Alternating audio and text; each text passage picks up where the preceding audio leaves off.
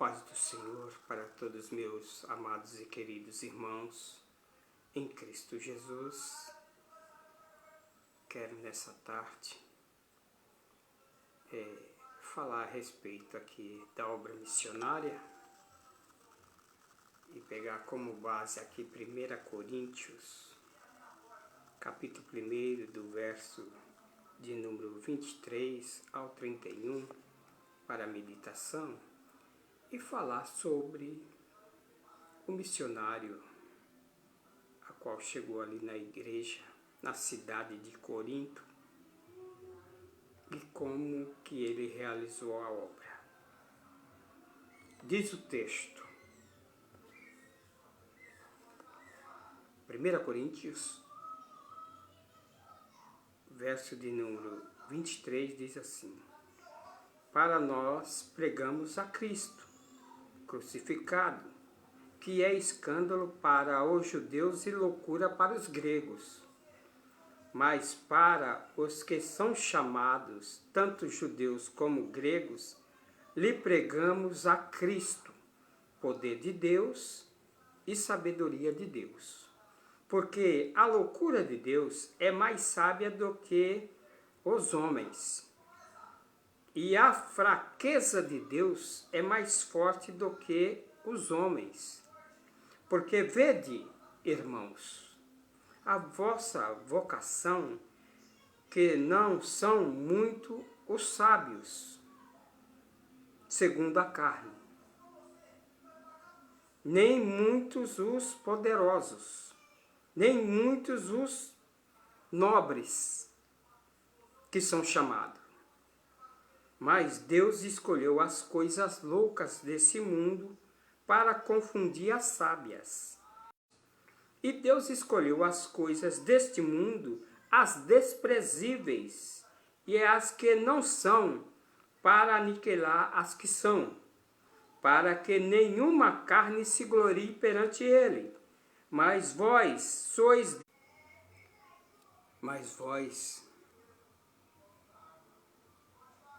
dele, né?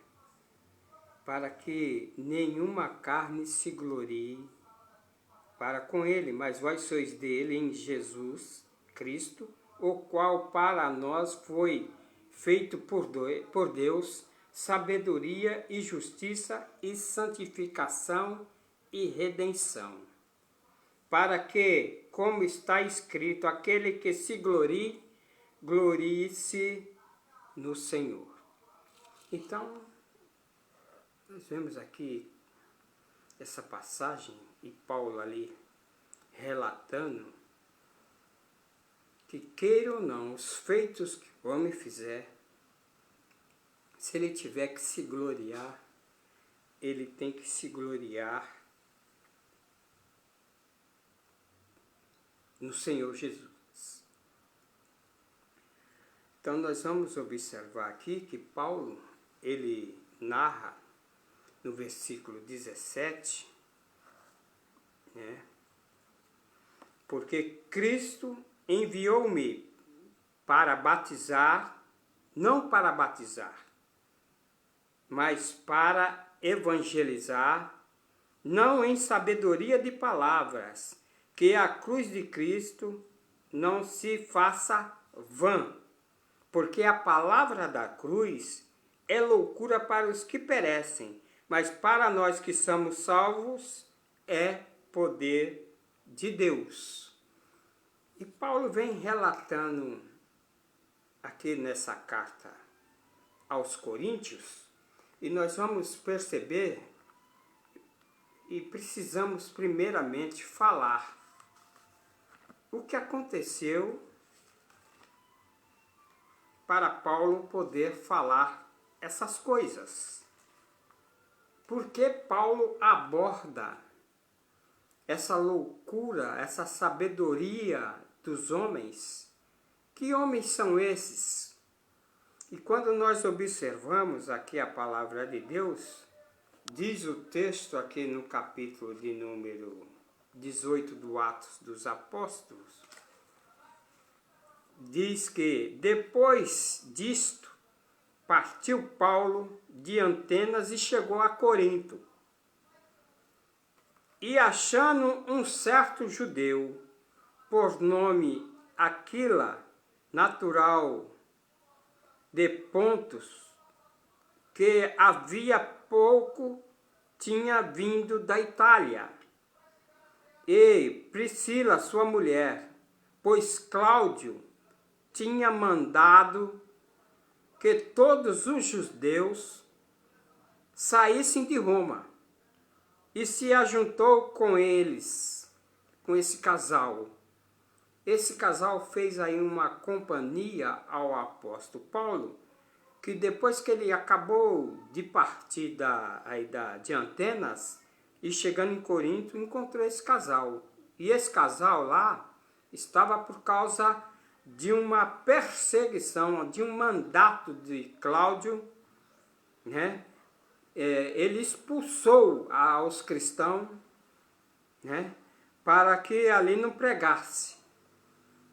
E como era do mesmo ofício de Paulo, ficou com eles e trabalhava, pois tinham por ofício fazer tendas, a qual eu dei o título a essa palavra, de fabricante de tenda, fabricando tendas e fazendo discípulos. Então, o ofício do apóstolo Paulo, de fazer tendas, aí ele encontrou agora esse casal, Priscila, né, a mulher de Aquila. Então, esse casal também trabalhava com esse ofício. E ambos aí, quanto Silas e Timóteo, desceram também, né? Silas e Timóteo desceram da Macedônia. Foi Paulo impulsionado pela palavra, testificando aos judeus que Jesus Cristo era o Cristo. Paulo não cessava de publicar publicamente que Jesus Cristo era o Cristo. Por quê? Os judeus aguardavam o Messias. E o Verbo se fez carne e habitou no nosso meio. O Verbo era Deus e o Verbo estava com Deus. Mas os judeus não creram no enviado, Jesus Cristo. Mas Paulo, assim que ele aceita a Cristo e começa a pregar, e começa a fazer uma obra missionária, ele não tinha o que falar. Ele poderia até falar dele, porque tinha credencial de fariseu, tinha credencial, títulos de cidadão romano, tinha estudado aos pés de Gamaliel, era um homem muito forte nas escrituras. Mas ele falava sempre para os judeus que Jesus era o Cristo. E nesse capítulo 18 de Atos dos Apóstolos, ele continua. Mas resistindo e blasfemando eles, sacudiu os vestidos e disse-lhes: o vosso sangue seja sobre a vossa cabeça, e eu limpo, e deste agora parto para agora os gentios. Já que vocês não querem ouvir, judeus, então olha, estou livre do sangue de vocês.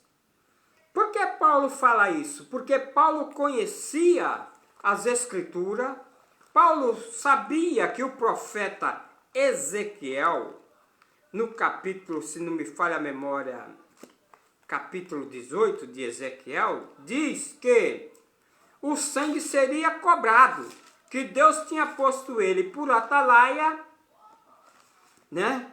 Filho do homem, eis que trarei de ti o desejo dos teus olhos em um golpe, mas não lamentarás e nem chorarás e nem correrão as lágrimas. o Senhor chama aqui o profeta Ezequiel e fala desta maneira. Veja bem, que a alma que pecar, essa morrerá. E o filho não levará a maldade do pai, nem o pai levará a maldade do filho. A justiça do justo ficará sobre ele, e a iniquidade do ímpio cairá sobre ele. E ele vem dizendo, desejaria eu a morte do ímpio? De maneira alguma, mas antes que ele se arrependa, assim diz o Senhor, Jeová, não desejo, antes que se converta dos seus maus caminhos.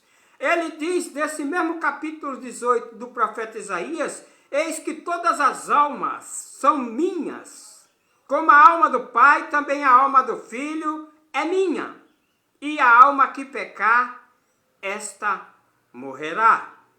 Então, o profeta, ele fala da parte de Deus, tudo que Deus manda ele falar, e aí chega um momento que ele fala assim, olha, atire, ó filho do homem, te constituí por atalaia sobre a casa de Israel, e tu, pois, enviará a palavra da minha boca e as anunciará da minha parte. E se o ímpio, e se disser ao ímpio, e o ímpio certamente morrerás, e tu não falares para desviar o ímpio, o seu caminho morrerá esse ímpio, mas a sua iniquidade, mas o seu sangue eu derramarei da tua mão. Mas quando tu tiveres falado para desviar o ímpio do seu caminho, para que se converta dele, e ele não se converter do seu caminho, ele morrerá na sua iniquidade, mas tu livrarás a tua alma. Eu creio que Paulo sabia do que o profeta já havia falado ao povo de Israel. Estava notório o que o profeta falou da parte de Deus. Por isso, ele diz agora, olha, judeus, vocês não querem mais saber da palavra? Não querem crer que Cristo foi o enviado? Que Jesus é o Cristo? Tudo bem. Então, olha, eu lavo as minhas mãos e do teu sangue sacudiu o pó. Era uma maneira, uma expressão. Sacudiu os vestidos e disse, o vosso sangue seja a vossa cabeça. E eu a limpo e desde agora parto agora para os gentios. Já que vocês não querem saber, não querem darem crédito. E Deus usou muito o profeta Ezequiel, usou muito o profeta Jeremias para falar que a casa de Israel era rebelde, era de dura cerviz, era de semblante duro, para não querer ouvir da parte de Deus a palavra. Aí aqui o apóstolo Paulo continua. E saindo dali entrou na casa de um homem chamado Tito Justo, que servia a Deus e cuja casa estava junto da sinagoga, ali ao lado. Naquela época não é como hoje, que tem vários templos grandes, enormes. Não é qualquer esquina tinha uma congregação ou uma placa de igreja, não. Naquela época os judeus se reuniam nas sinagogas e tinha sempre um que liderava a sinagoga, um homem muito, às vezes, culto, sábio, né? Que nós vamos abordar lá na frente. E agora, depois que ele chega na casa agora de Tito Justo, que morava ao lado de uma sinagoga, e Crispo, principal da sinagoga. Agora aqui fala de Crispo. Ele era o principal da sinagoga, quer dizer, ele dirigia aquela sinagoga. Ele que citava as escrituras. Mas creu na pregação de Paulo. Creu no Senhor com toda a sua casa. Não foi só ele. Ele com toda a sua casa. Então, quer dizer, uma sinagoga foi fechada e o nome do Senhor foi glorificado. Por quê? Ele agora deixou de pregar a lei, deixou de pregar Moisés, aceitou a Cristo, ele e toda a sua casa, e muitos dos coríntios, ouvindo, creram também e foram batizados. E disse o Senhor em visão a Paulo: não temas, Paulo, mas fale e não te cales, porque eu sou contigo e ninguém lançará mão de ti para te fazer nenhum mal, pois tenho muito povo nessa cidade, em Corinto. E eu quero relatar agora a cidade de Corinto, como que era. E Paulo ficou ali 1 ano e 6 meses ensinando a eles a palavra de Deus. Paulo ficou aí nesse período ensinando, e eu quero aqui dizer para todos que estão me ouvindo, que agora Paulo chega em um novo campo. Saiu de Atenas e chega agora para a cidade de Corinto. A cidade de Corinto, nós vamos relatar aqui como que era, mas Paulo deixou Atenas, por quê? Atenas era um centro de cultura e foi agora para Corinto, que era um centro de corrupção moral. Não é fácil não. Pregar onde há iniquidade não é fácil. A cidade de Corinto, ela era tida como uma capital da imoralidade e da impureza. Consideremos alguns fatos quando a esta grande metrópole. Vamos considerar alguns fatos. A posição lá. A cidade de Corinto era uma cidade da Grécia, localizada no extremo ocidente. Ela estava localizada aí no extremo ocidental. Quando fala ocidental, se fala da Europa. Quando se fala oriental, se fala da Ásia. Então aqui ela estava no centro, aqui, olha, a Grécia ocidental, né, por lado ocidental, e controlava as rotas entre o norte da Grécia e o local aqui, uma cidade que quase não se pronuncia ela aos irmãos nas congregações, a cidade de Peloponeso. A cidade gabava-se em ter não apenas um porto, mas sim tinha 2 portos. Então ela se gabava com isso, a cidade de Corinto. Porque ela tinha 2 portos, chamado Lacaeum e o de Cencreia. Então, com a evolução da cidade, a sua posição, a sua estratégica, as mais ótimas instalações que se oferecia, tornaram a cidade de Corinto uma grande e florescente centro comercial.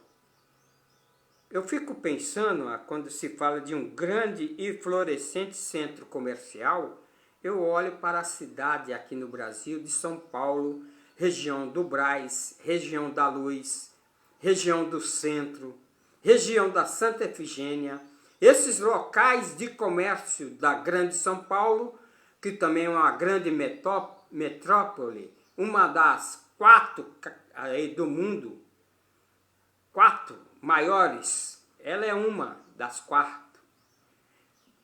Tem mais, mas ela está em quarto lugar. Mas tudo bem, mas aqui a cidade de Corinto estava nessa posição, com 2 portos. Então chegava gente de todos os locais.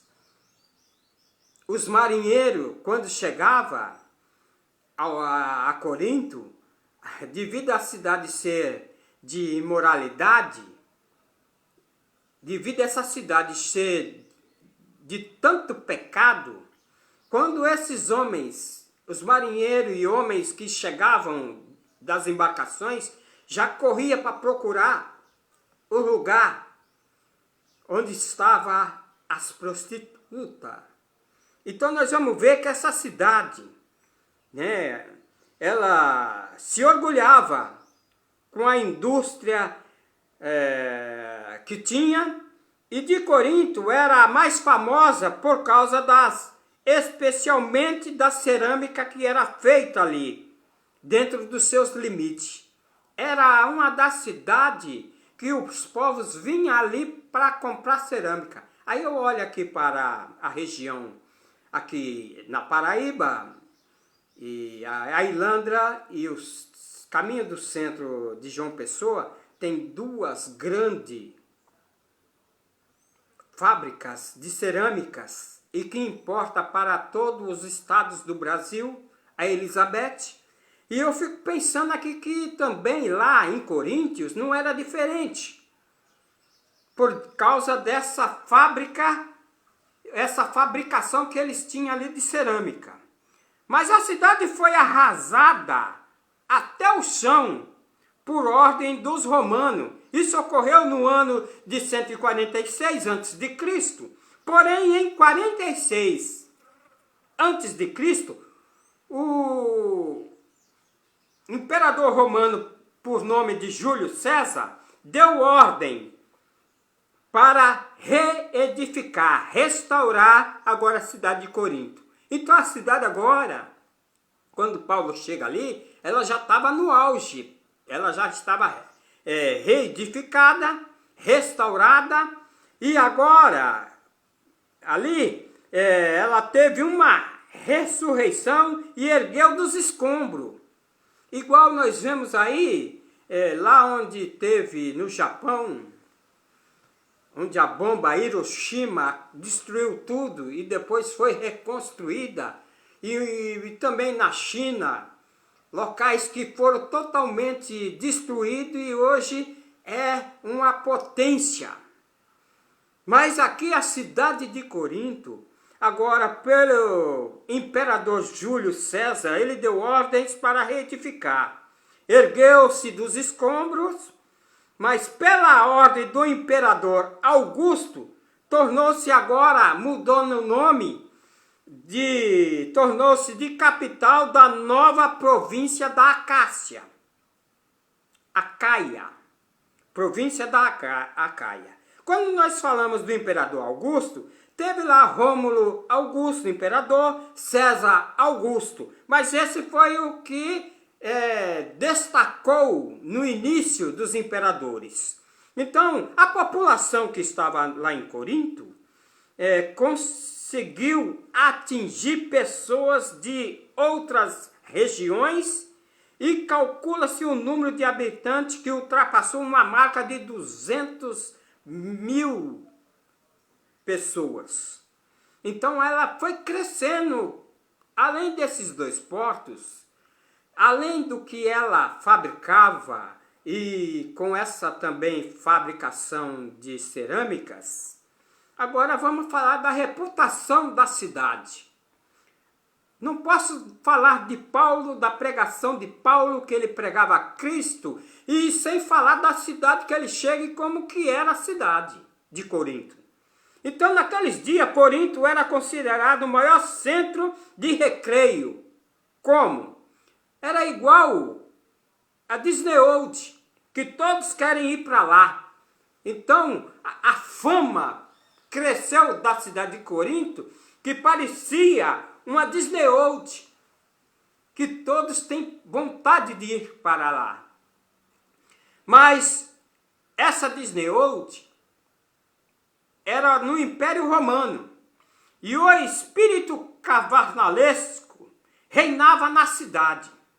E o nome da cidade tornou-se sinônimo e comportamento sexual desenfreado. Olha só, cresceu, mas cresceu com imoralidade.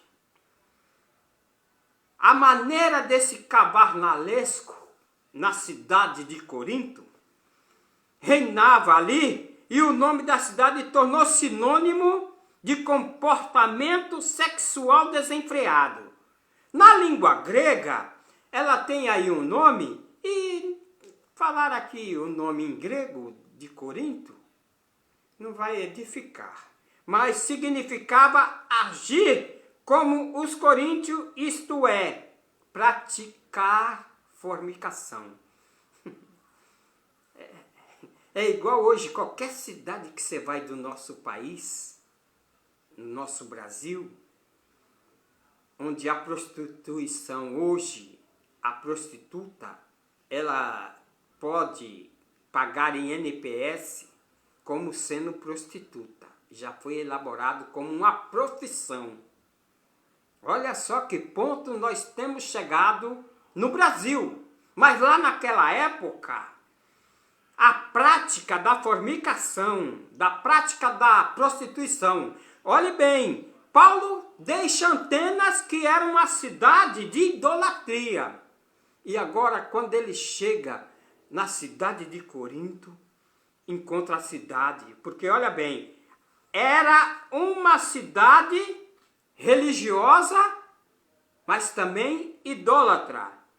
E nela se encontrava o templo da deusa Vênus e a deusa do amor sexual. O templo de Vênus empregava mais de 1000 prostitutas. Então, quando chegavam as embarcações, os marinheiros, aqueles que não tinham ainda endereço, eles já corriam para esse lugar para se embebedar, para se prostituir, para se entregar a todo tipo de pecado. Agora Paulo, Deus pelo Espírito Santo, toca no coração dele para ele ir para essa cidade. Aí o apóstolo Paulo, servo de Deus, chegou a esta cidade, chegou sozinho, mas ele chegou com uma missão divina. Com uma chama inigualável no seu íntimo do coração. Uma da mensagem a qual ele, naquela cidade, ele chegou aí nessa cidade para mudar a cidade, o coração e a vida agora de muitos habitantes. Paulo agora chega nessa cidade com uma tarefa: mudar a vida desse povo, que queira ou não, de ser idólatra e ter como a deusa Vênus, a deusa da prostituição, e agora convencer a esses dessa cidade. Olha bem, a capital, essa capital de Corinto, naqueles tempos a Grécia estava dividida em duas partes, ou em duas províncias, a Macedônia e a Caia. E ao iniciar a sua segunda viagem missionária, Paulo tinha o desejo de visitar as igrejas já estabelecidas, mas guiado pelo Espírito Santo foi para a Macedônia e pregou lá na Macedônia o Evangelho. Foi quando falaram para ele assim: ei, passa a Macedônia. E aí ele, na direção do Espírito, foi para a Macedônia. E quando ele ali prega o Evangelho, pregou o Evangelho em Filipos, em Tessalônica e outra cidade. Depois foi para outra província. E entre as cidades visitadas por ele, havia agora a cidade de Corinto. Ele, pela Macedônia, já tinha passado por todas as cidades, né? Agora ele está de frente agora com a cidade agora de Corinto. Corinto era a capital da Acácia, era uma cidade importante e de destaque. Agora o comércio de Corinto, além de ser a capital da província da Acaia, Corinto servia grande centro comercial. Gente de outras cidades a ela afluía. E era uma cidade desenvolvida, extremamente rica. A população depois agora atingiu.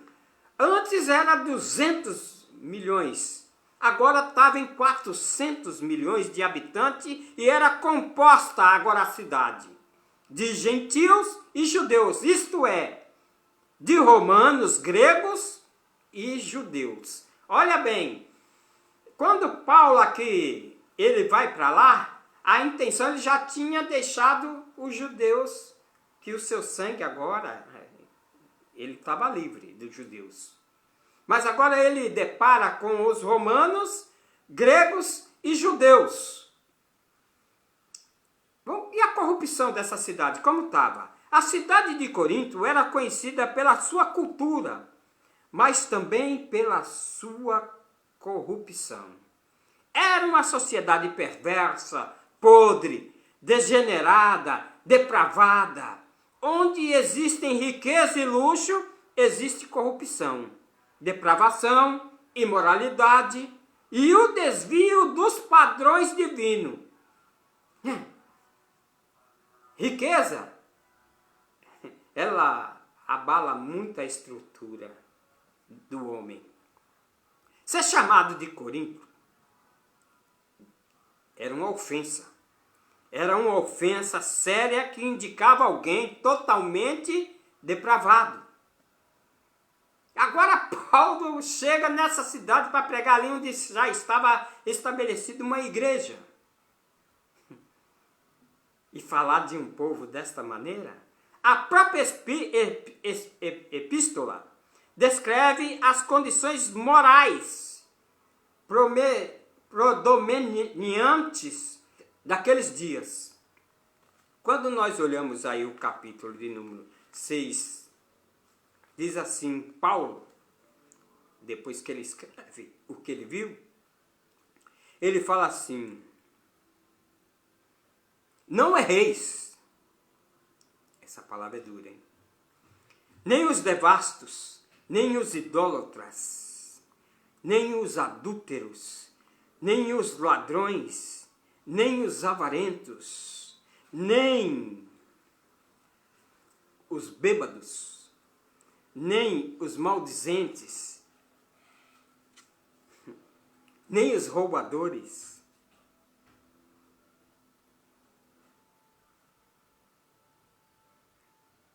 nem os enfermidados, nem os sodomitas herdarão o reino de Deus. Mas aí ele já falando com a igreja, aí ele fala assim, e o que de alguns tem sido, mas haveis sido lavados, mas haveis sido santificado, mas haveis sido justificado em nome do Senhor Jesus Cristo e pelo Espírito de nosso Deus. Paulo fala isso à igreja. Por que ele fala isso? Porque no meio da igreja tinha pessoas com essas qualidades. Aí hoje a gente fica pensando, né, dos direitos iguais.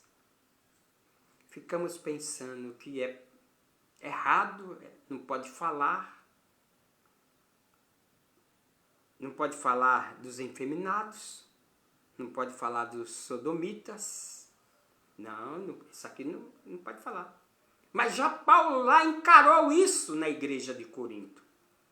E quando Paulo encara isso, lá nessa igreja, veja bem, tal era a cidade que Paulo visitou.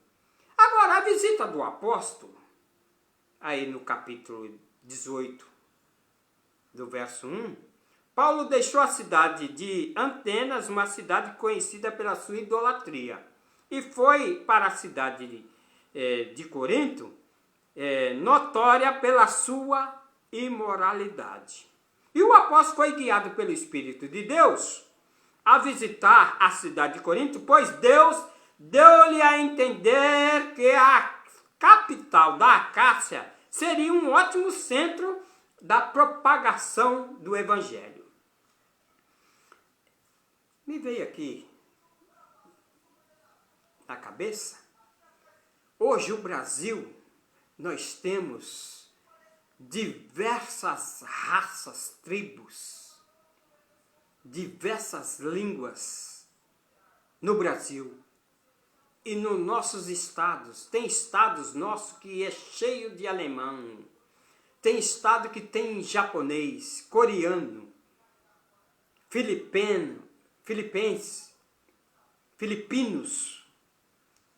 Temos também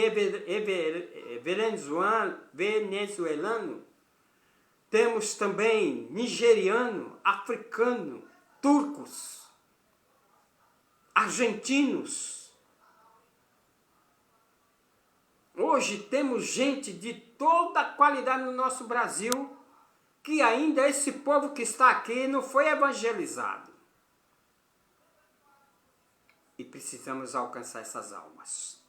Mas a capital de Corinto era como hoje, esse centro do Brasil, que é repleto de nacionalidades para se pregar o Evangelho. Mas olhe bem, o sucesso da pregação em Atenas foi limitado por poucos abraçaram a fé ali. Poucos. Essa cidade de Atenas era cheia de gregos. E tudo metido a sábios. Foi o que Paulo relatou aí na carta que foi lida aqui em 1 Coríntios, do 23 ao 31, falando da sabedoria humana. Eles eram muito sábios. A cidade era cheia de homens com uma sabedoria fora do comum, os gregos. Mas olhe bem, essa palavra de Paulo chega e confronta contra os sábios da época. Paulo chegou pregando a Cristo. Cristologia é a doutrina da pessoa de Cristo. Ele chegou pregando cristologia. Ele não veio pregando os seus conhecimentos. E ao senhorio de Cristo é dado o lugar de destaque e título. Paulo, ele se referia nessa carta de Paulo aos Coríntios, no capítulo 1, verso 2, destaca ali a posição do Senhor. Já no verso de número 9, destaca como Filho de Deus. Já no verso 1:24, fala da sabedoria de Deus e não da sabedoria dos homens. Já no capítulo 3, verso 11, fala do alicerce da igreja. Então, observe bem. Quando aqui fala do alicerce da igreja, nós vamos entender aqui no capítulo 3 da carta, verso de número 11, ele fala assim: porque ninguém pode pôr outro fundamento, além do que já está posto, a qual é Jesus Cristo. Ninguém vem agora pôr outro. Não tem como colocar mais outro fundamento, outra pedra, que a pedra principal é Cristo Jesus. Não tem. Aí ele debate para falar desta maneira. E nós vemos aí que quando ele começa a falar assim, nós vamos ver aí que Paulo, quando ele começa a falar da pessoa de nosso Salvador Jesus, nós vamos encontrar algumas coisas que Paulo falou e que a qual Mateus registrou. Mateus registrou, que está aí, nós vamos já ver aqui em Mateus, que Paulo, ele deu seguimento falando aí Paulo deu seguimento falando não só da capital, mas também falando com respeito, aí na carta, no capítulo de número 4, tendo Jesus como o juiz dos crentes. E a nossa Páscoa, no capítulo 5, verso 7, que a nossa Páscoa é Jesus Cristo. E que a cabeça do homem, no capítulo 11, versos de número 3, fala que a cabeça do homem é Cristo. E as primícias dos que dormem é Cristo. E o último Adão, agora, o último Adão é Cristo. E o segundo homem é Cristo. Quando nós olhamos a maneira de Paulo falar no capítulo de número 4, verso de número 4, que ele é juiz, nós vemos assim, desta maneira: porque em nada me sinto culpado, mas nem por isso me considero justificado, pelo que quem me julga é o Senhor. Ele põe Jesus Cristo, que vai julgá-lo e que vai nos julgar. Quando olhamos aí no capítulo de número 5, que fala da nossa Páscoa, ele diz assim: alimpai, pois, do fermento velho, para que sejais uma nova massa, assim como estáis sem fermento, porque Cristo é a nossa Páscoa e foi crucificado por nós, pelo que não fazemos mais festas, e não com fermento velho, nem com fermento da maldade e da malícia, mas com os asmos da sinceridade e da verdade. Agora, a nossa Páscoa é Cristo. Não tem que estar comemorando o coelhinho da Páscoa, não. A nossa Páscoa é Cristo. Não temos que entrar por festas pagãs. E quando fala das primícias dos que dormem, aí no capítulo de número 15 da carta de Paulo aos Coríntios, vai falar assim, desta maneira, capítulo de número 15, né? Na primeira epístola de Paulo, que vai falar assim a palavra de Deus, que é a primícia dos que dormem. Olhe bem, capítulo de número 15, verso 23, diz assim: mas cada um por sua ordem, Cristo as primícias, depois que são de Cristo na sua vinda. Paulo, ele não deixou de pregar a Cristo. E ele no mesmo capítulo de número 15, no verso de número 45, ele fala assim desta maneira: assim está também escrito, o primeiro homem, Adão, foi feito em alma vivente, e o último Adão em espírito vivificante. E quando ele fala no 47, o primeiro homem da terra é terreno, mas o segundo homem é o Senhor do céu.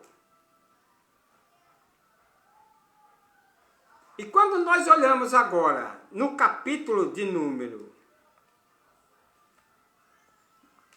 18 da primeira carta, nós vamos ver aí, da primeira carta de Paulo aos Coríntios, que ele fala aqui, porque Cristo, olha bem, porque Cristo enviou-me não para batizar, mas para evangelizar, não em sabedoria de palavras, mas que a cruz de Cristo se não faça vã, porque a palavra da cruz é loucura para os que perecem, mas para nós que somos salvos é poder de Deus. Agora observe, a cruz de Cristo é a pedra de toque, pois ajuda a pessoa a avaliar a sua posição perante Deus, através de Jesus, a qual ele disse: eu sou a luz do mundo, e aquele que me segue jamais tropeçará em trevas. Então, a nossa atitude para com a pregação da cruz, a pessoa de Cristo, revela a nossa condição presente e, ao mesmo tempo, o nosso destino futuro e eterno. Aí é para a pessoa escolher a vida ou a morte. Inferno, onde o fogo nunca apaga, ou está na glória com o Senhor. Olha bem, os pregadores antigos diziam que o pecador é obrigado a passar pela cruz de Cristo e a fazer a sua decisão, né? Mas o apóstolo mencionou as divisões já existentes na igreja, mas não queria apenas mostrar os resultados. Tais facções antes queria chegar à raiz do problema, porque quando Paulo chegou ali na igreja de Coríntios, lá no capítulo de número 3, se não me falha a memória, capítulo 3 aqui de Corinto, vai dizer que eles estavam lá em uma peleja terrível, que uns diziam que era: eu sou de Paulo, eu sou de Apolo, porventura não sois carnais? A disputa ali, a inveja por contenda, dissensões, sois porventura carnais. Então, porque quem é de Paulo e quem é de Apolo, senão ministros pelas quais crestes, e conforme o que o Senhor deu a cada um. Eu plantei, Apolo regou, mas Deus deu crescimento. Nem o que planta e nem o que é alguma coisa, e não quem rega, mas Deus é o que dá o crescimento. E essa disputa ali, que é como hoje ainda. É como hoje que as pessoas ficam presas até por placa. Eles deixam de se prender a Cristo e ficam presos por uma placa de ministério, e que é aquele ministério, aquele que esse é o certo, e fica nessas pelejas. Mas veja bem, Paulo procurou agora aí chegar à raiz do problema. As consequências das rixas eram evidentes, mas Paulo quis revelar as suas causas. Quais eram as causas que estavam causando para eles estarem daquele jeito, a não ser carnalidade pura. E a origem dos problemas na igreja de Corinto era a sabedoria humana também que havia entre eles. A igreja estava a ser orientada pela sabedoria humana, isto é, estava a trazer resultados tristes, negativos para a igreja local. É possível pregar para um mundo perdido e usar agora argumentos filosóficos, oratórias, eloquência, sabedoria humana, mas nenhuma alma será salva. Prega sabedoria, mas nenhuma alma se converte. Agora a mensagem da cruz revela a sabedoria de Deus. Se eu amo a mensagem da cruz, de morrer eu a vou. Esse hino da mensagem da cruz. Alguns membros da igreja estavam empenhados em tentar edificar a igreja, mas estava a usar sabedoria humana e meios carnais. É igual o mundo que estamos vivendo hoje, em determinados ministérios, determinadas placas de igreja, doutrina de homens carnais, sabedoria humana e não a sabedoria de Deus. Agora, a pregação da cruz, quando aqui o escritor emprega a frase a palavra da cruz, ele não tem em mente o ato de pregar, mas sim os fatos anunciados. O de falar da cruz é uma coisa, a palavra da cruz é uma coisa, mas os atos, os fatos que ocorreu para chegar na cruz, esse que é o importante. E isso vai revelar a pessoa de Cristo indo para o Gólgota, para o Calvário, para ali morrer pelo pecado da humanidade. Então olhe bem, hoje a cruz é algo de beleza, de adorno, de parede de prédios, de religiosos e de certas casas se coloca a cruz. Há pessoas que até usam a cruz de ouro, de prata, como adorno pessoal. Hoje, camisetas, chapéu com símbolo, máscara com símbolo de cruz. Mas não tem entendimento nenhum o motivo da cruz. Não entende. E todas as pessoas usam crente e descrente, sem saber aqui os fatos anunciados dessa cruz. Mas olha bem, mas naqueles dias a cruz era algo repugante, repulsivo, símbolo de desprezo. A crucificação era a maneira mais cruel e também ignominiosa para morrer. Morrer crucificado não era uma boa causa. Era uma escórnia social. Aquilo era para criminosos, para escravos.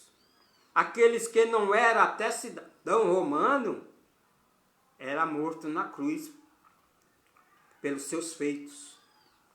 Aqueles que confiam no Senhor serão também crucificados, serão desprezados, condenados, tratados com desdém, como também o lixo desse mundo. Agora já Paulo, ele escrevendo a carta aos Gálatas, ele fala assim: não vivo mais eu, mas Cristo vive em mim. Estou crucificado com Cristo. É vivo, não mais eu, mas Cristo vive em mim. E a vida que agora eu vivo na carne, vivo na fé do Filho de Deus, a qual me amou e se entregou a si mesmo por mim. Paulo fala desta maneira, que agora ele estava crucificado com Cristo. Ele entendia o significado da cruz. Ele entendia os fatos anunciados pela palavra da cruz. Agora, para os que estão a se perder, a pregação, a mensagem da cruz é uma infantilidade. É uma atitude de decisão chacal, patética. Mas para nós, a cruz é poder de Deus para a salvação, para todo aquele que nele crê, não pereça, mas tenha a vida eterna. Quando nós olhamos agora, Paulo, ele continua a falar. A palavra da cruz está em contrastes com a sabedoria da palavra. Quando olhamos no verso 17 aí, a pregação que se baseia em filosofias humanas e sabedoria de homens, não pode transformar o ser humano. Sabedoria humana, doutrina humana,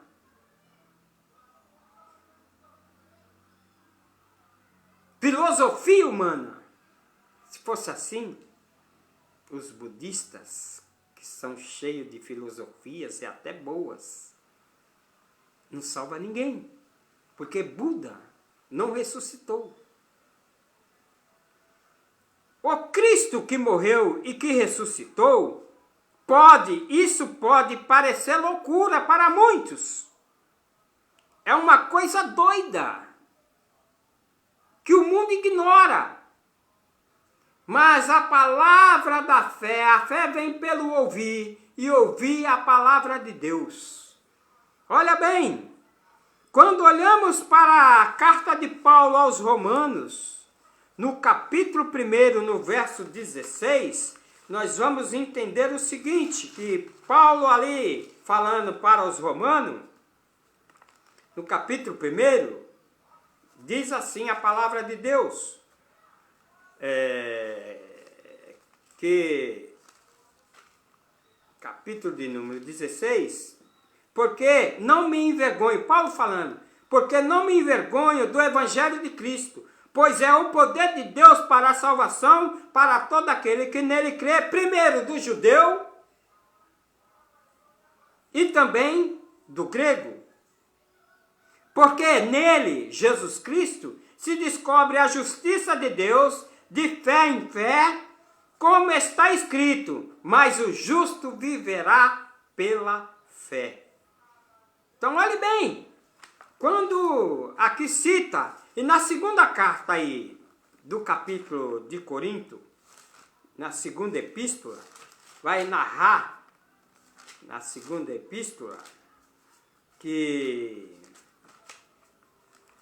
segunda epístola, no capítulo 5, vai narrar o seguinte, no verso de número 17, a qual eu já li, assim, se alguém está em Cristo, nova criatura é. As coisas velhas já se passaram, e eis que tudo se fez novo. Paulo relatando isso, Deus oferece a salvação verdadeira e completa. Isto é, uma bênção que a sabedoria nunca pode efetuar. A sabedoria não pode. Agora os gregos buscavam a sabedoria, a cruz de Cristo. A mensagem da cruz revela a sabedoria de Deus. Os gregos buscavam a sabedoria e a cruz de Cristo, igual muitos buscam a cruz. Mas a mensagem da cruz revela a sabedoria de Deus. Os sábios deste mundo falam de boas obras, da religião, que religião não salva. A religião, a palavra, significa religar o homem com Deus, religião. Mas os povos se apegam à religião e do seu próprio esforço próprio, de dar esmola, fazer boas ações, etc. Mas elas não salvam. Religião não salva. Quem salva é Cristo. É esse argumento da cruz revelado na pessoa de Jesus Cristo, que deu a sua vida por amor de nós. Agora, a profissão falsa diz assim, em Mateus capítulo 15, verso 8, que esse povo, disse Jesus, esse povo, o profeta também citou isso da parte de Deus, esse povo me honra com os lábios, mas o seu coração está, olha, distante de mim. Os sábios do mundo fabricam as suas próprias crenças, dogmas, doutrinas, mas não passam de preceitos humanos, pois pode ser que professam adorar a Deus, mas os seus corações estão distantes. E quando olhamos Mateus 15, 9 e 11, Mateus 15, o 9 e o 11 vai dizer assim, mas em vão me adoram, ensinando doutrinas que são preceitos de homens.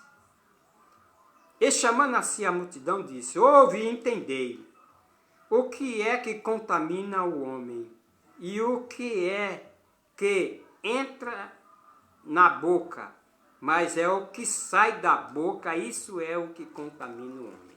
Não é o que entra, o que come. Porque estava tendo uma desordem aí, uma política. Ah, não pode comer isso, não pode comer aquilo. Não, Deus não... E aí, o que contamina o homem é o que sai da sua boca. É a maldade, é o mal que já está dentro dele, raigando o ódio, a raiva. Isso mata o homem. Então vamos lá. A sabedoria terrena, ela tem a sua origem no coração humano. E o coração é a qual a fonte que jorra água suja. Maus desígnios, homicídio, adultérios, prostituição, furto, falso testemunho, blasfêmia e outras coisas. Pois isso a sabedoria humana terá o seu fim.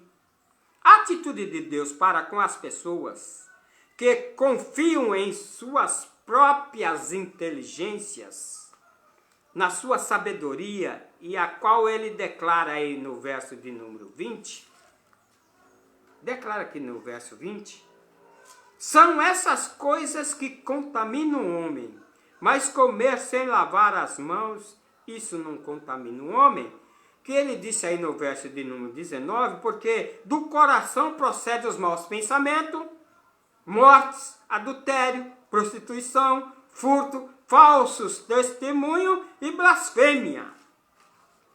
Foi Jesus que disse. Agora escute bem. 3 grupos mencionados aí, Paulo fala de 3 grupos. O sábio, o escriba e o inquiridor. Alguns acham que o sábio se refere ao grego, que o grego, cheio de sabedoria, Paulo até chegou lá no Areópago, né? E olhou lá, tinha os deuses variados, e tinha um lá escrito aqui, o Deus desconhecido. Foi o motivo de que Paulo foi ali, porque eles se reuniam naquela praça para falar da sabedoria. E quando ele se reunia, tinha ali o escriba também e o inquiridor. E o sábio é a pessoa que tem muito conhecimento e inteligência, que eram os gregos. O escriba, em tempos idos, era responsável por ensinar o povo e comunicar a mensagem. Era ele que era. Quando nós olhamos aí Marcos, capítulo de número 22, nós vamos ver que Marcos 1, 22, o papel do escribas, de ensinar. 1, 22 diz assim, entraram em Cafarnaum e logo no sábado, e indo ele à sinagoga, ali ensinava, e maravilharam-se da sua doutrina, porque os ensinava como tendo autoridade, e não como os escribas. E estava na sinagoga deles um homem com um espírito imundo. Então Jesus ensinava, mas não como os escribas. Ele ensinava com autoridade. Falava com autoridade e poder dos céus. Então o escriba ele era para isso. O escriba aqui seria a pessoa que tem facilidade, o jeito para comunicar a sabedoria humana. Já o inquiridor, assim que era falado, o sábio falava, o escriba também pronunciava aí a palavra, aí o inquiridor não indica aqui uma pessoa que gosta de fazer pergunta. Isso significa a palavra é alguém que tem o dom orador e habilidade para apresentar os argumentos e para apoiar as filosofias humanas para discutir. Então ele aqui, ele ficava ali pronto para apoiar as filosofias dos gregos, né? Essas filosofias humanas, e ali para dialogar. Esse discutir não é brigar, não, mas é chegar ao ponto da razão. Então, falando de salvação, no passado a salvação da pena do pecado, que nos salvou o ato de crer em Cristo salvou-nos das consequências do pecado e nos fez agora filho de Deus. Quando nós olhamos para Paulo ensinando a Timóteo, no capítulo de número...